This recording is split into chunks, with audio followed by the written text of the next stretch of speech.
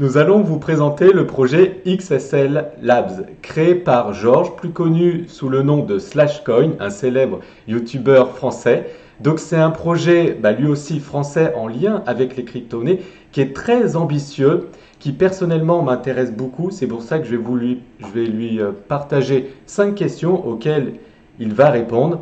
Et juste avant du coup de vous partager ces 5 questions qui vont vraiment vous intéresser, eh bien, Slashcoin, Georges, si tu veux bien te présenter brièvement juste avant ces 5 questions. Oui, bonjour à toutes, bonjour à tous. Merci Jonathan pour l'invitation. Ben voilà, je suis donc sur YouTube depuis janvier 2018 et je partage essentiellement des analyses techniques. J'ai développé un projet qui a été lancé en mars de cette année avec mon associé, maintenant toute une équipe qui grossit au fur et à mesure. Et c'est un projet où on vise vraiment donc le secteur des données numériques, un secteur qui va donc prendre de l'ampleur surtout pendant toute cette décennie. Ok, merci pour ton retour.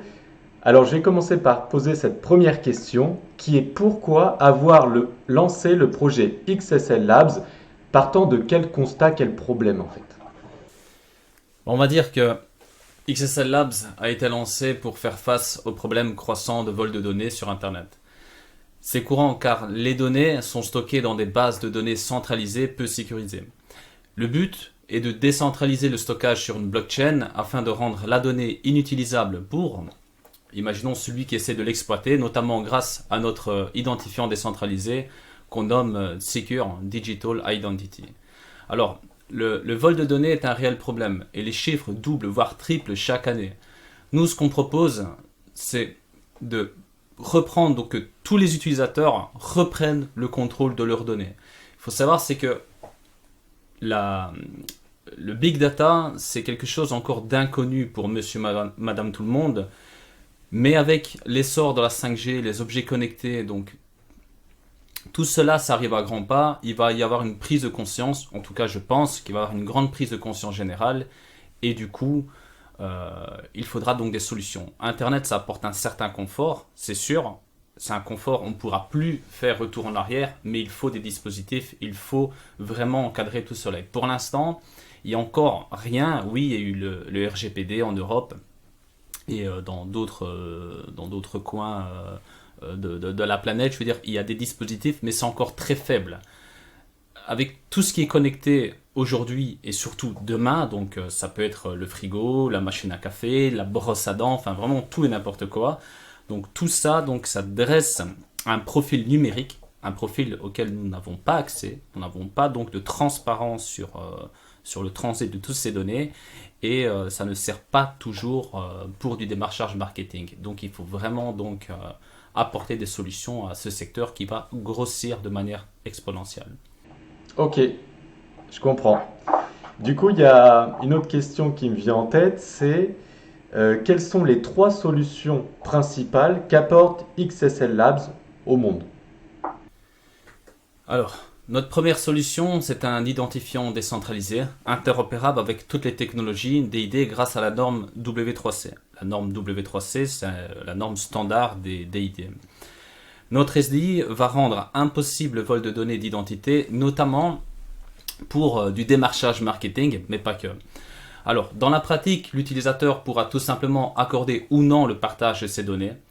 Donc, on va dire que si tu veux donc transmettre des données donc pour du démarchage marketing, tu pourras donc donner l'accord et ensuite interrompre cet accord. Donc, donner donc en fait, l'idée, c'est vraiment de donner un accès provisoire et pas définitif, comme dans le cas aujourd'hui donc sur toutes les plateformes.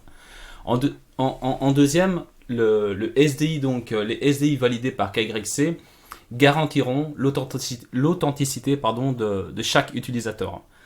Ça, c'est vraiment donc, par exemple, je vais en parler plus loin avec un exemple concret, mais ce qu'on propose également aussi, c'est un magasin d'applications où pourront être stockées toutes les applications et les extensions d'applications développées grâce au SDI. On peut imaginer cela un peu comme un Play Store décentralisé. Alors, Les extensions, donc je précise, donc les extensions d'applications sont des programmes pouvant être ajoutés aux applications existantes de l'écosystème Seal ou d'autres fournisseurs de services. Alors, on va prendre un exemple qui réunit justement tous les avantages que pourront offrir les outils développés par XSL Labs. Donc, un site de rencontre. On va prendre le cas d'un site de rencontre. Imaginons que ce site veut connaître l'âge d'un utilisateur. Une notification sera envoyée sur One.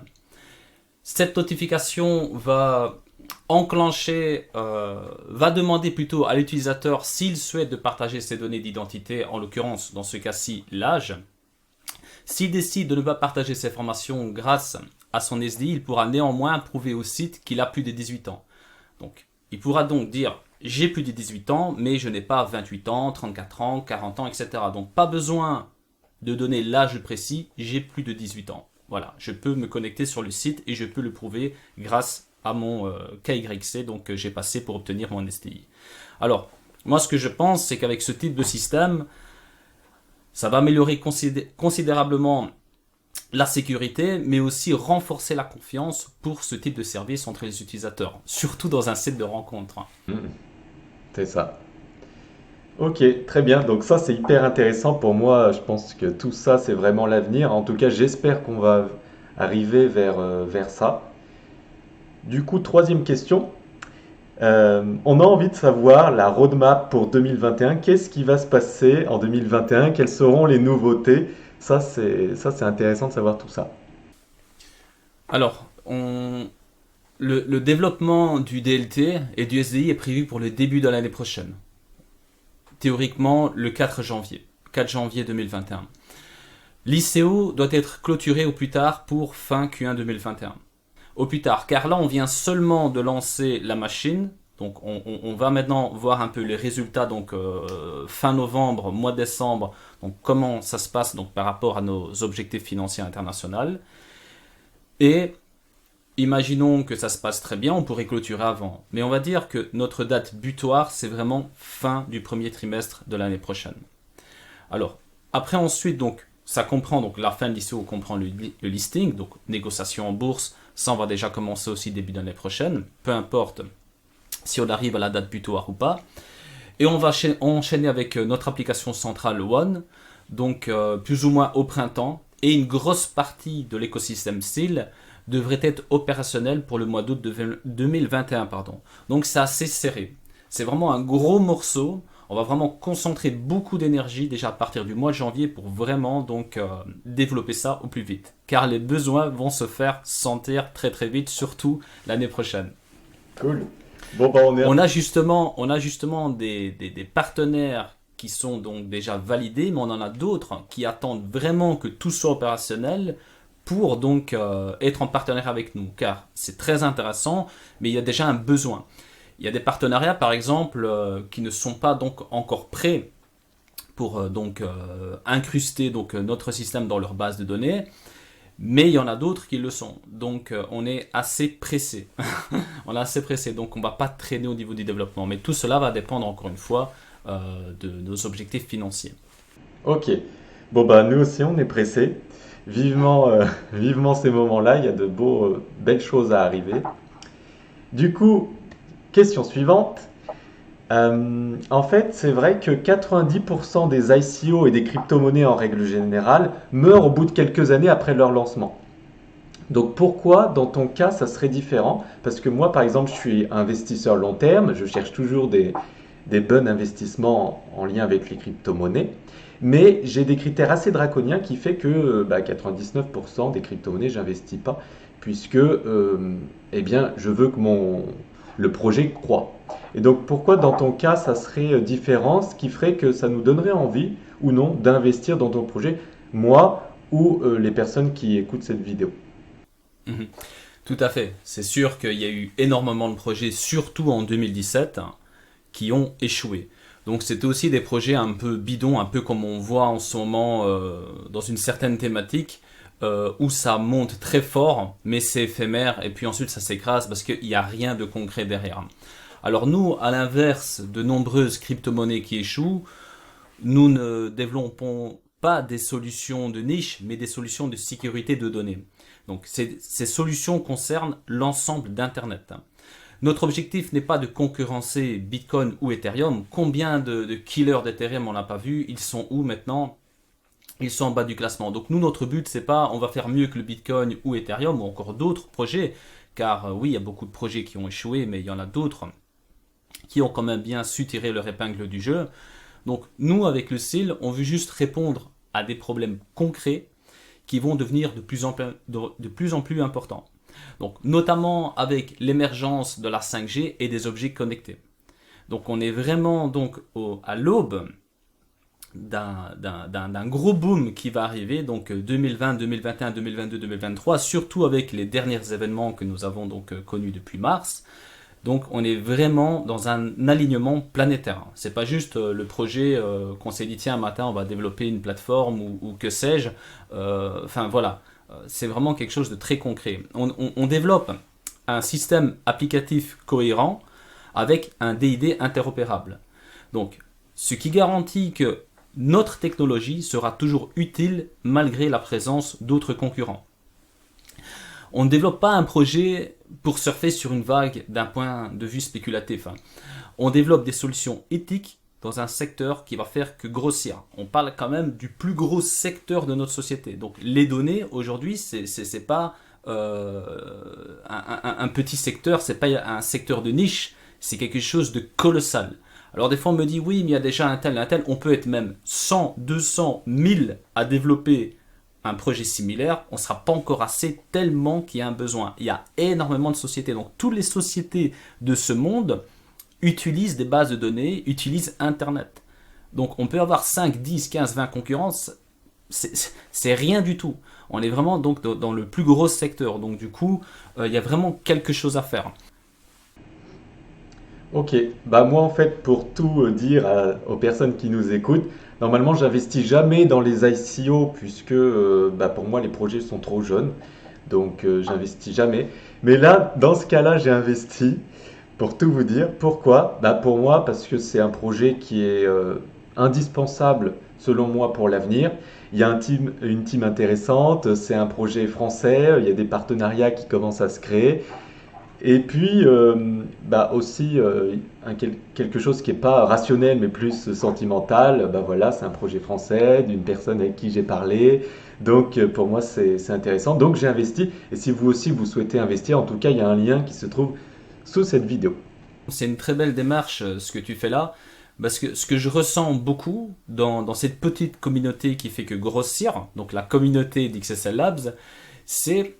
Bien sûr, il y a des personnes qui veulent investir pour gagner de l'argent, c'est tout à fait légitime, c'est un peu le but aussi d'investir, de gagner de l'argent, mais ce que je ressens fort dans cette communauté, c'est je veux soutenir ce projet, je veux qu'il le développe, j'investis dans quelque chose qui me plaît, parce que les ICO, tu as totalement raison, il y a eu tellement de projets qui ont échoué, il y a eu tellement de foutage de gueule, j'ai envie de dire, que ça a dégoûté tout le monde. 2017, ça a dégoûté tout le monde, 2018... on connaît la chanson, 2019, etc. Donc là, ce que je ressens vraiment, c'est cette volonté de soutenir un projet éthique. C'est pas juste j'ai investi dans un projet pour gagner de l'argent, j'investis oui pour gagner de l'argent, mais j'investis dans quelque chose qui me plaît.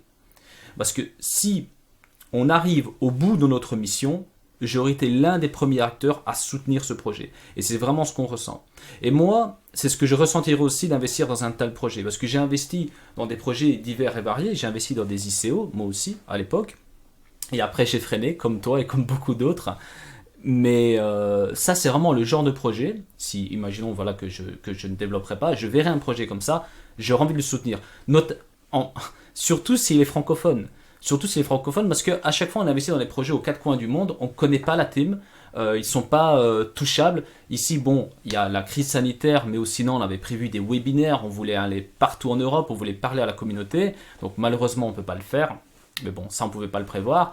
Mais voilà, moi ça m'aurait plu aussi d'investir dans un projet où, tiens, je connais cette personne-là, elle m'est familière, c'est pas quelqu'un au bout du monde qui arrive, tiens, tu es qui voilà.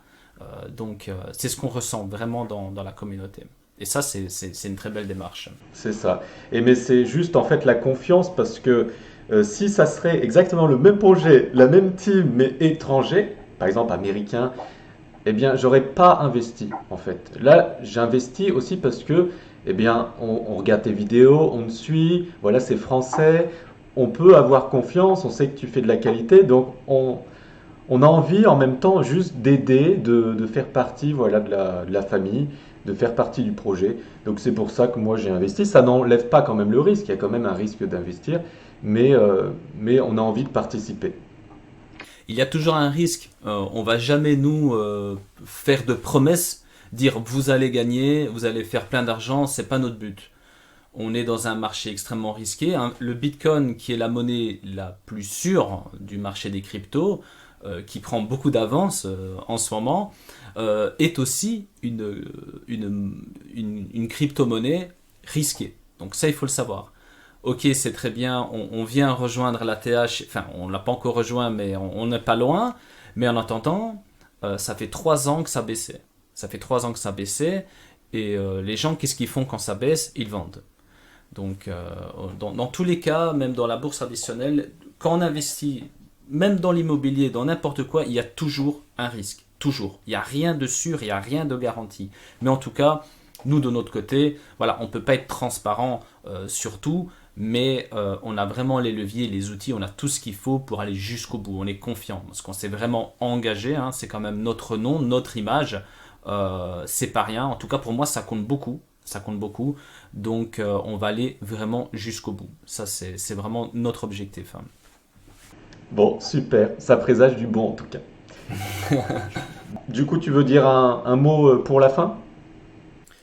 Oui, ben, en tout cas, un grand merci, Jonathan, de m'avoir invité, d'avoir pris cette démarche pour parler de mon projet. C'est quelque chose qui me fait plaisir. Et je salue donc toute la communauté, ben, toutes les personnes qui me connaissent et toutes les personnes qui ne me connaissent pas chez toi. Et profiter aussi de cette période qui est assez exceptionnelle. Donc là, je ne parle plus de XSL Labs, mais du marché des cryptos en général. En mars, quand on est arrivé avec le lancement du projet, on savait qu'on était sur le début, donc là je parle de manière, enfin je parle du côté technique du marché des cryptos, qu'on arrivait au début de quelque chose, que la levée de fonds allait durer donc jusqu'au mois de mars, et que d'après donc mes analyses ainsi que des pros, hein, qui sont avec moi, on s'est dit voilà, il y a de grandes chances que pour l'année prochaine on liste, parce que c'est important de lister le token au bon moment. Si par exemple XSL Labs aurait donc émergé en janvier 2018, on aurait beau avoir eu le meilleur projet du monde, les meilleurs partenariats du monde, le cours, il serait descendu.